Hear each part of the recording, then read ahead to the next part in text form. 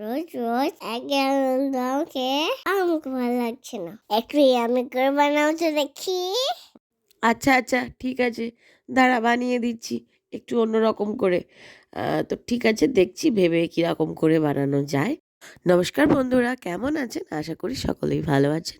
তো আবারও একটা রান্নার ভিডিও নিয়ে আপনাদের সবার সামনে হাজির হয়েছি।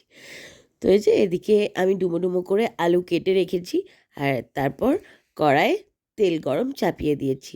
কড়াইটা একটু তেল গরমটা হোক, তারপর আলুগুলো সব ভালোভাবে ভেজে নেব।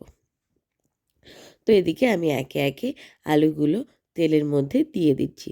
আর এখানে বলে রাখি, ছোট ছোট যদি ছোট্ট ছোট্ট আলুগুলো পেলেও আরও ভালো হয়। গোটা গোটা আলু তাতেও খেতে খুব সুন্দরই হয়। আমি এখানে তো অনেক বড় বড় সাইজের আলু ছিল, তো তাই একটু ডুমো ডুমো করে কেটে নিয়েছি। আর ততক্ষণ আলুগুলো ভাজতে থাক। আর এদিকে আমি কটা ৮-১০টা মতো কাজু, কিছুটা চারমগজ আর ১ চামচ মতো পোস্ত বেটে নিই চলুন। তো এই পেস্টটা তো আমাদের লাগবে। তো ততক্ষণ আলুগুলো ভাজতে থাক। আর এদিকে আমাদের পেস্টটা হয়েও গেছে, আর তার মধ্যে আলুগুলো ভাজা হয়ে গেছে। তো ঠিক আছে, চলুন একে একে আলুগুলো তুলে নিই। আর যেহেতু এখন নতুন আলু উঠছে, তো আলু ভাজলেই প্রায় সিদ্ধ হয়ে যায়, মানে 90% মতো সেদ্ধ হয়েই যায় নতুন আলু বলে। তো মাঝে মাঝে এরকম কাশ্মীরি আলুর দম বানিয়ে নেওয়াই যায়, খুব সোজা। এবং যেরকম আপনি আলুর দম বানাতে সময় লাগে, জাস্ট এটা আমার তো মনে হয় তার থেকেও কম সময় লাগে বা একই সময় লাগে।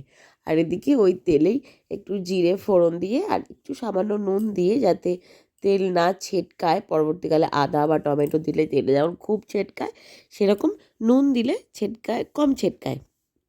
তো এদিকে আমি টমেটোগুলো দিয়ে দিয়েছি, আর টমেটোগুলো ভালোভাবে একটু নাড়াচাড়া হয়ে যাক, একটু নরম হয়ে যাক আর কি। আর নুন দেওয়ার কারণেও টমেটোগুলো বেশ খুব তাড়াতাড়ি নরম হয়ে যাবে।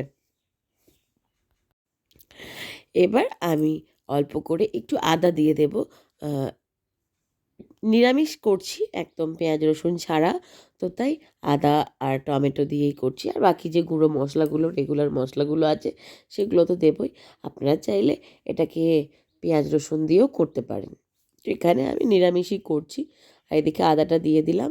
আদাটা দেওয়ার পর এবার যে বাকি মশলাগুলো আছে, সেগুলো একে একে দিয়ে দেবো চলুন।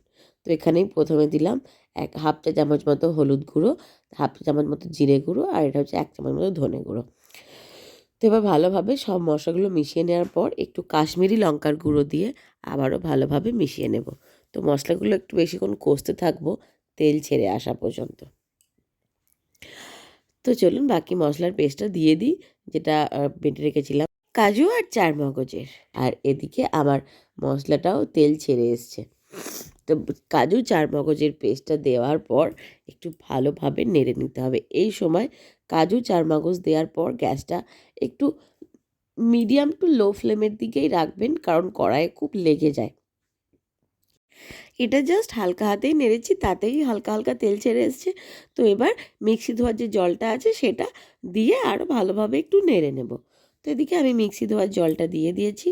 আর এই সময় একটু দানা দানা পাড়া হয়ে যাবে, তো আস্তে আস্তে হালকা হাতে নাড়লেই আবার ঠিক হয়ে যাবে ফুটতে ফুটতে। তো এদিকে আমার মশলাটা ফুটতে শুরু করে দিয়েছে। তো এই সময় গ্যাসের ফ্লেমটা আমি তো বলেছি বারবার আপনাদের নাড়তেও হবে এবং অফ করে রাখতে হবে। তো চলুন এবার আস্তে আস্তে ভেজে রাখা আলুগুলো এখানে দিয়ে দিলাম। তো ভেজে রাখা আলুগুলো ভালোভাবে একটু নেড়ে চেড়ে নিতে হবে। আর যেহেতু আলুগুলো ভাজার সময় আমি কোনো নুন দিইনি, তো নুনটা আমি এখানে একেবারেই দিয়ে দেব পরিমাণ মতো। তো এখানে আমি নুন দিয়ে দিলাম। তো নুন দেওয়ার পর আরও আর একটু নাড়িয়ে চাড়িয়ে নিতে হবে। তো তারপর দুটো লঙ্কা দিয়ে দিলাম। আপনারা চাইলে লঙ্কাগুলো চিড়ে দিতে পারেন, আমি এখানে গোটাই দিলাম। পরবর্তীকালে সিদ্ধ হয়ে গেলে আমি ঘেঁটে দেব। আর তারপর একটু টমেটো সস দিয়ে দিলাম স্বাদ মতো।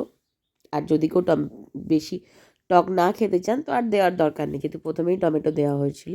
আর এখানে একটু অল্প চিনি দিয়ে দিলাম, মিষ্টিটা ব্যালেন্স করার জন্য, নুন মিষ্টিটা।